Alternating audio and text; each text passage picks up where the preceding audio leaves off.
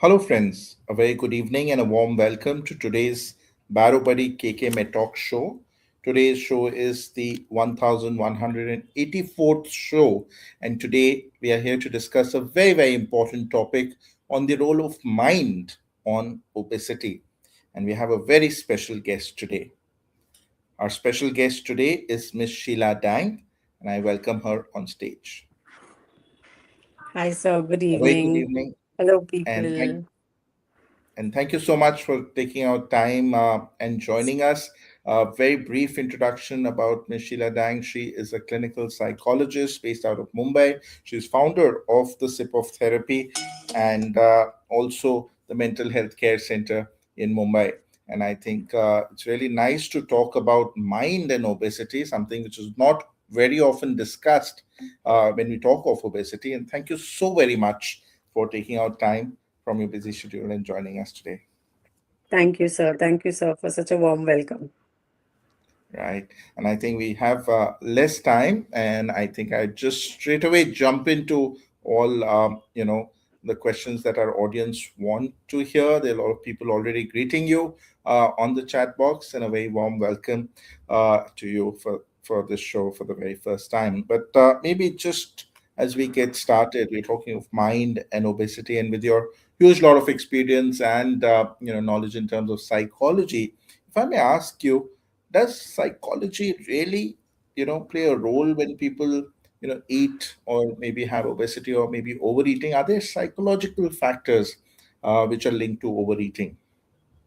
Yes, very, very rightly asked question, sir, because we always, have emotional regulators with emotional regulation with food. Everything that happens is a go through to food. We want food. It just makes us happy.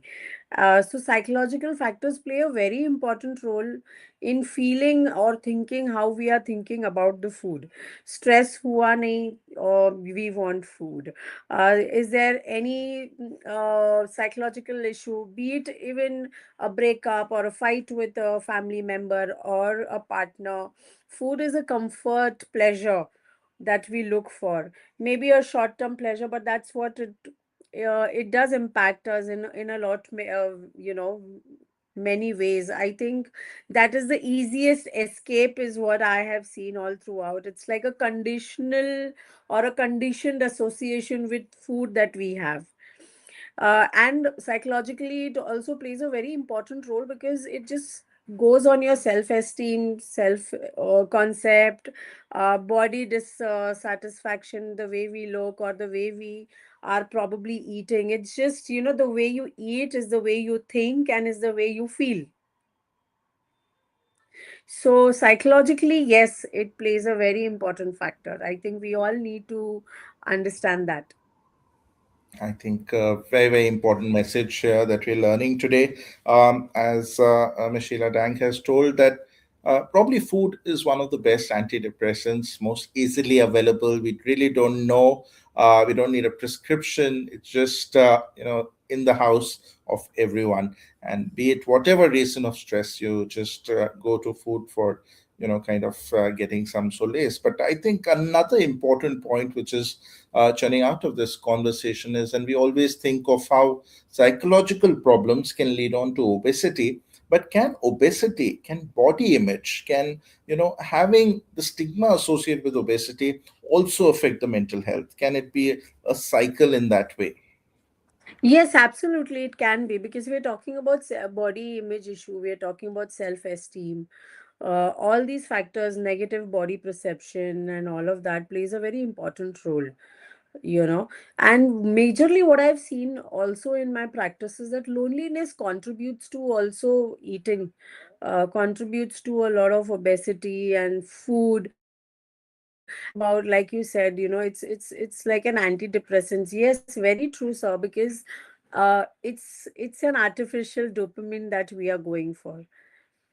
It's not something natural, because you get that pleasure seeking for a very less time, and it does influence the way we think, the way how people have seen it over these years.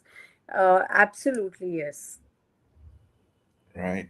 I think so. Clear point. here again that psychological problems can lead on to excessive eating and obesity also can have an impact on the mental health, and Yes, this it's both correlated factor that we are seeing. that we need to break. And with this, I see Mr. Ramji Agarwal. He is greeting you on your show and welcoming you to the show.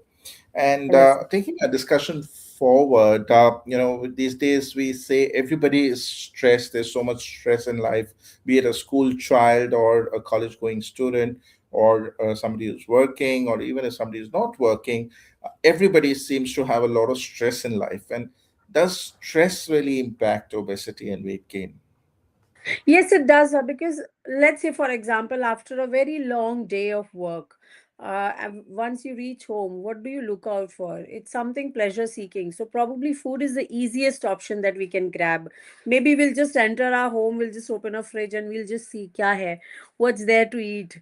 And then, you want all your favorite things there, or probably you're stuffed some favorite things there, with probably even a bite. You just come home, you put it in your mouth, you feel so relaxed with the entire day's stress. It's like that. And after a stressful day, when we consume all these large amount of food or sweets, or the temporary comfort that I say contributes to a lot of hormonal changes, stress in our body, cortisol level just goes haywire. It's just all so interconnected, I would say. Also the craving, once we are always having those cravings in our you are thinking about food, so probably even when you're so stressed, you are thinking about food, because that makes you feel good even in your mind. Oh, probably, you know what, I'll just go home and I'll have something, or probably I'll just go out and I'll eat something. So stress can induce cravings and all of these unnatural things that will make you feel pleasurable, and a short-term amount of dopamine, I would say. Clearly, a lot of hormonal interplay, as you rightly mentioned, and there is definitely a very, very big role of stress. And I think one of the preventive aspects for obesity, जो हम बोल सकते हैं हमारे audience को जो आज सुन रहे हैं, is to target and make sure you address your stress also properly, and that will indirectly or directly also help you make sure that you don't put on a lot of weight.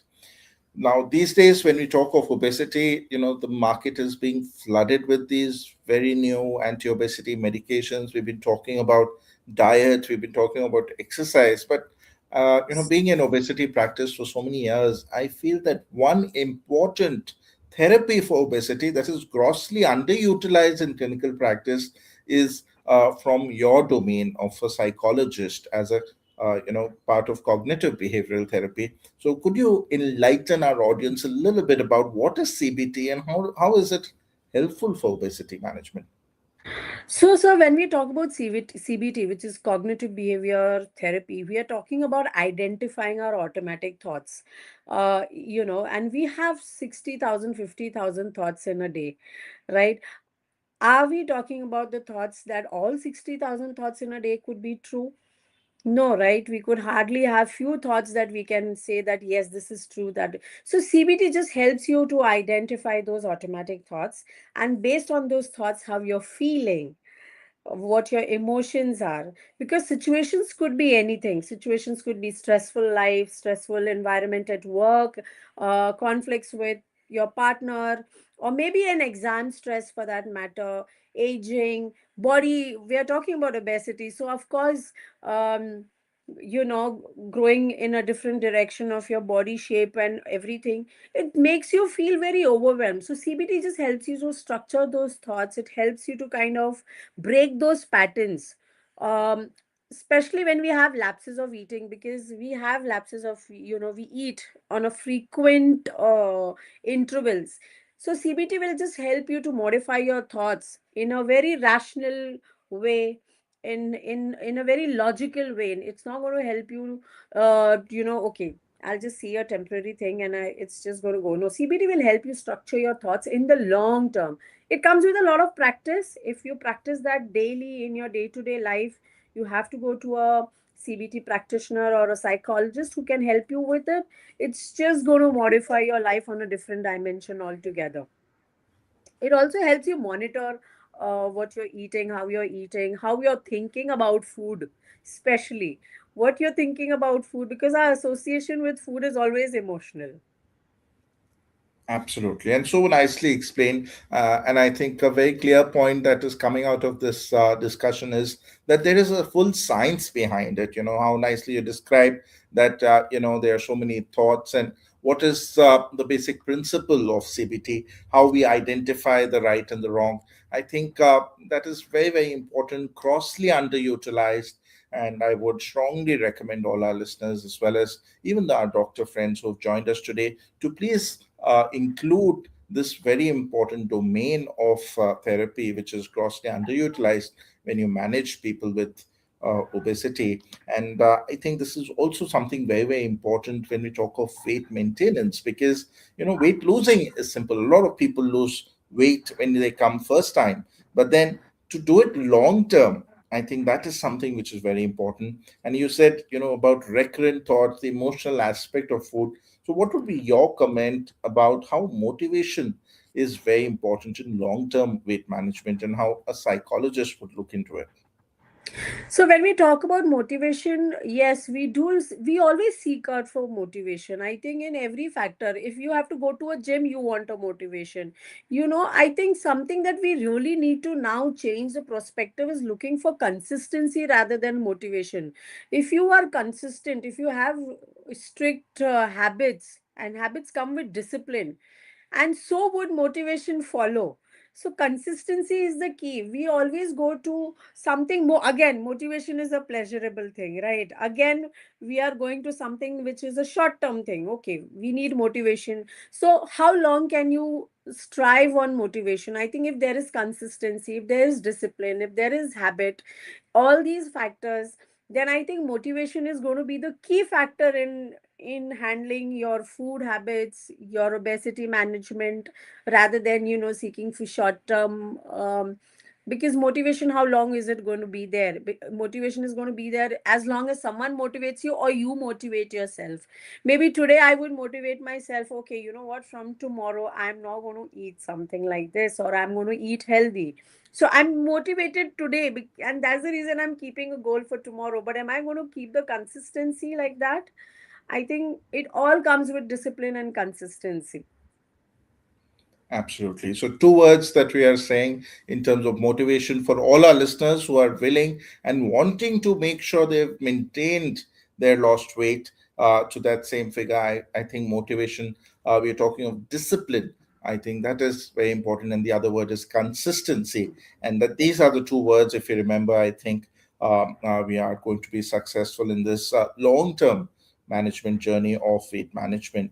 But again, I would say that in practice, some one of the biggest hurdles, sometimes people have, especially because obesity has been there for a long time. They've tried a lot of things before they really come to you, and there is often a fear of failure, and Yes. especially after many attempts, people are so scared. They will ask, doctor, are you sure this will work? Will I not get the results that I want, because I really want to lose this much weight for this particular reason or that reason. So what would be your advice as a psychologist as to how can we overcome that fear of failure? So it's what I feel with obesity is that it's very easy then done and said, because the person who is obese, the person who has a emotional association with food, it's very difficult to just tell them in a 30 minutes or a 40-minute session that oh, you can do this, you can do that. It's a very difficult journey. But I think if you really set that goal for yourself, and yes, you are probably going to have an experience of maybe failed attempts in the past, maybe few things didn't work out for you. I think rather than taking that as a failure or a loss of attempts, and then you still, I think that can be taken as a learning experience. Okay, what didn't work for me, what probably will work for me. I think if we take it in that way, it's going to help. Because if we just sit and think, okay, I did it in the past and it didn't work for me, you're probably not going to do it in the present also, right? And we are not going to see any outcome in the future. So whatever is the past experiences, what worked, let's take three things that worked for you, three things that didn't work for you in the past experience, and convert that into an experience with short term goals and long term goals in the present, and go with a very practical approach. That's the reason CBT will help you to do that as well. Mindfulness techniques, being very your association with food, how you look at food as, because food is something that we associate with on every level. So all these attempts, or these are all learning experiences, I would say, that would help you to form a structure for your today's management that will see some output and benefit in your future as well. I think so positively explained. I mean, so well explained. You've made those failures sound like stepping stones, and really, I think we're getting so many positive vibes, and I think that's something that our audience here is so excited to hear from you, to have you on board, because how you make something which is often a negative point in somebody's mind turn positive, and positive maybe double or triple positive. So nicely explained. I think that's an important message. Don't think of your failures, and think of something which is like a stepping stone towards achieving your goal.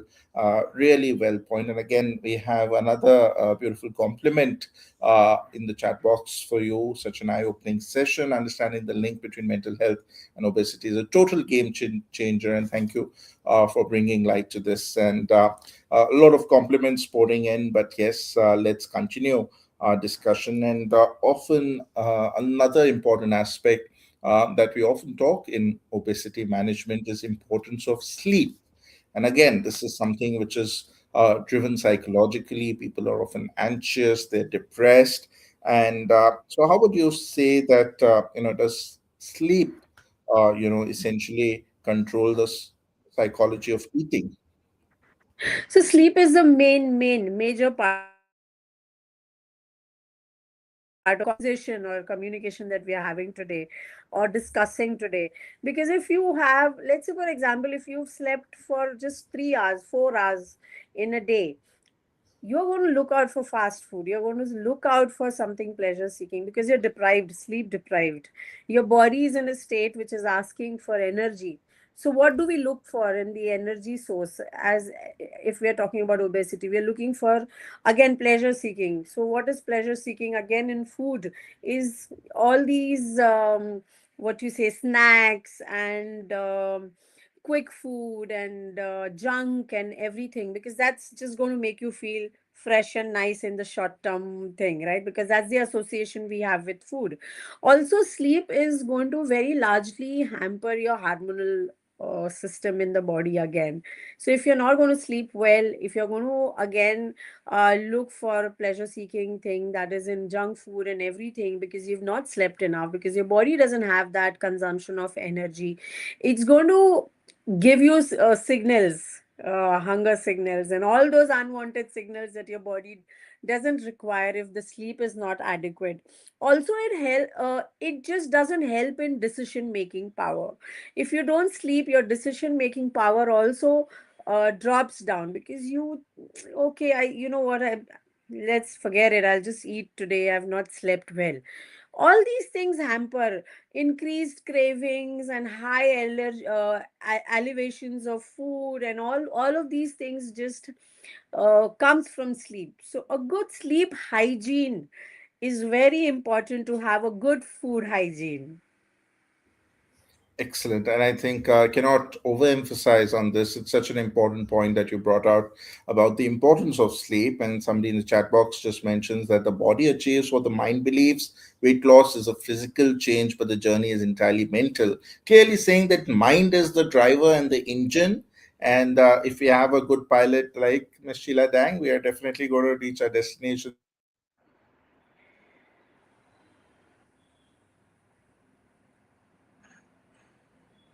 The car is also there, which is important. So I think the sleep will provide the fuel, the rest that the engine needs to make all the right decisions. It Right. is definitely. very, very important. There's another comment in the chat box, and Ms. Swapna Jain has talked about a new mnemonic called Lonely, where she is trying to link the mental health with obesity, L for low mood, O for overeating, which she says is emotional eating, and for neurohormonal changes, which are important, E for elevated stress. The cortisol hormone, the stress hormone, is what she's referring to.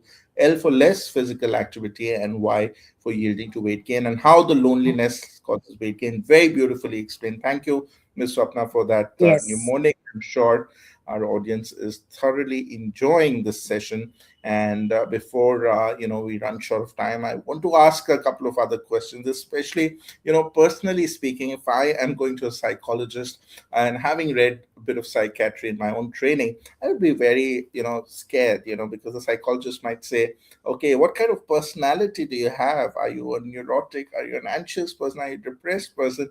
And there's so many types of personalities, and the psychologists are the best people to, be able to diagnose that. But my question to you, Ms. Sheila, is that are there certain personality traits that predispose to obesity? So, I'll not get into the personality traits or disorders. When we are talking about obesity and all, I don't want it to come across in a way that, oh, you're mentally not fine. I don't want it to. I understand it's an emotional space to be in when we are talking about food and obesity and weight and all of that.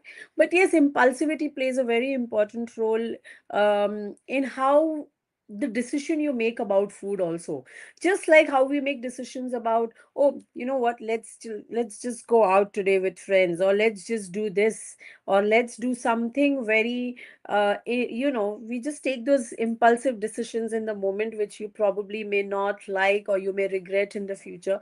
So I guess impulsivity just plays a very large role, because sometimes you just like we go in the restaurant and you just want to impulsively order so many things.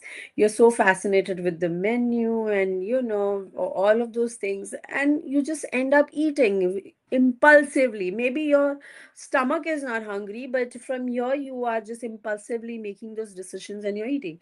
Emotionally sensitive people tend to seek food as the escape, or seek food as something that they can go to. Food makes them happy.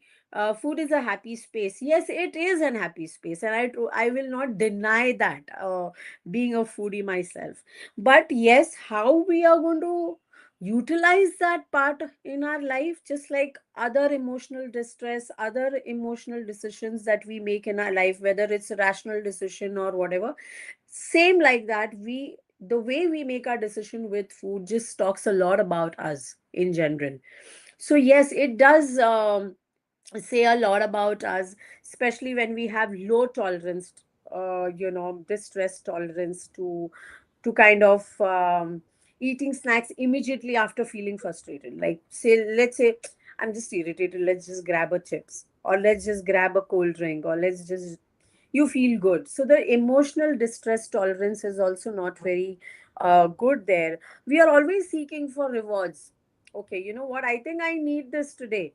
I think, you know what? I had a long week. I worked so hard. So, how about rewarding myself with a big pizza or probably something? So, we always doing those reward seeking pleasure. This all comes from personality.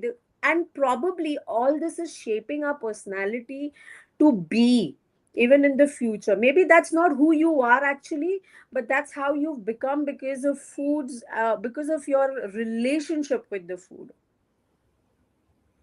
So Absolutely. that can be manageable, and I wouldn't take that as a disorder or you personality per se, but yes, it does kind of shape the way you have your association with food. Absolutely. So I think very clearly mentioned, and I'd like to again reiterate the fact that personality traits are normal. Nobody needs to feel that they have a disorder if they have a particular personality. And yes, it is important to understand that it's not only the personality here, but as very clearly mentioned, it may help. It may be shaping your future personality as well, and therefore it is important again to sometimes look at this angle of obesity care as well. And I think we are running short of time, but then I would still want to ask two more burning questions. And Yes, again, there are yes. greetings coming in the chat box about this very insightful session. And thank you so much again for throwing light on this very important aspect. I think when you talk of the Indian culture per se, when we go to somebody's house or when we are, as a guest in somebody who's hosting, the Indian culture is that the host should feed or rather overfeed you, because if you say no, then you're not being kind. And it is very important to be able to very tactfully handle the social eating pressures. So how could you give us some tips as to how people can actually manage social eating pressures, especially in India? I think we come with that culture. I think we come with that conditioning, and especially this happens at our own house. I think our parents, our moms are like that. So, be it anything, how I think the boundary setting is very important. The boundary settings that you can have for yourself. I think saying no is the most difficult part, but I think controlling portions would be fine. And if you really feel that you do not want to consume, you really feel you do not want to have, or you do not want to overgo with your food and the relationship that you are maintaining and the goals that you have for yourself, a no is period. I mean, no, like thank you, or maybe you can just say, a little bit for the sake of the respect. I think that is also fine, but you need to have boundaries with yourself first, and then maintain boundaries with your family. And I think, in an Indian context, we are very used to this thing. And in fact, we wait uh, when we go out to all the festive seasons, when we go to relatives place, and we just wait what are we going to eat there. Probably I would remain hungry the whole day, knowing the fact that I have to go for a wedding or something. I think it's very common. It's very common. But I think controlled portion and just having those strict boundary settings would just be good. I think that's a very important message. So you take it, but you take little and you keep the respect. You have taken it, you've not said no, but your boundaries are set. I think that if you have in your mind, you can win over this difficult situation, which we all face very often in our day to day life. And I think maybe just the last question before we let Ms. Dang do, but I must really thank you and congratulate you. You've been giving amazing answers, and all our audience is really enjoying your presence. And before I let you go, maybe something about the future. I mean, the psychological domain of obesity is so emerging rapidly, but still we don't know so much about it when we talk in medical practice. So, what do you think is there in the future, or what emerging approaches you think are really promising for management of obesity? I think there are a couple of things that we can do. The topmost important thing I would want to say before we end today's discussion is have a accountability partner whom you can trust, who is a friend, who is a mentor, who it could be anyone, where you can have an accountability partnership, where you can, say, okay, you know what, I have had this. You can have your own notes in your own phone of keeping a track of what you're eating. It's just mindful based intervention probably that we are going to look at, having an accountability partner, noticing what you're eating, slowing down when we are eating. I think we've heard this all throughout while growing up. Eat slowly, chew your food. I think that is one factor that's called the mindful eating strategy that is going to have. If we're talking psychologically, CBT is one approach. Acceptance commitment therapy is another approach that we are coming up with. Behavior modification is another intervention that can really help. You need to be a little compassionate and have compassion towards yourself and the food. So, compassion focused self acceptance therapy also is going to make a very large impact. Taking assistant behavioral interventions, taking help from all the sources that you can, and not giving up, because giving up is always going to fall back on all the interventions that I've probably clinically said here. It's not going to make any sense, right? So again, not looking for motivation, but consistency is the key. And we can all together take help, take support, have an accountability partner. We all are here, to help. We all are there. You all can reach out to me, or you can reach out to Dr. Kapoor also. I think we all are here to help if in any ways that anyone needs, because it's very important to be there for each other also.